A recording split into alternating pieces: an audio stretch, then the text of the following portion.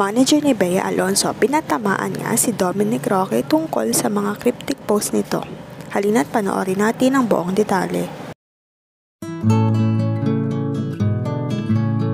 Nag-post nga ngayon ang Pep.ph tungkol sa hiwalayan ni Bea Alonzo at Dominic Roque. Nagparinig nga daw ang road manager ni Bea Alonzo kay Dominic Roque. Ayon sa article ng Pep.ph, bukod sa pagiging bahagi ng team ni Bea, malapit si Nina sa aktres at saksi rin ito sa pag-iibigan ng couple.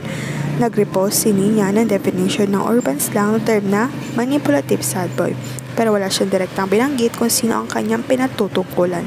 Sabi rito, any guy who'll try to convince someone that they are the victim of the situation, then make you believe that you're in the wrong and that you're the one who should be feel guilty. Toying with your mind is just bad news.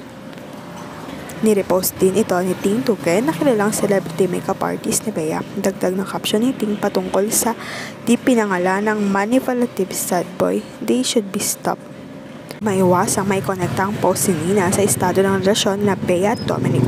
As early as January 19, umingay ang usap-usapan ng netizens na on the rocks ang relasyon ni Bea at Dominic.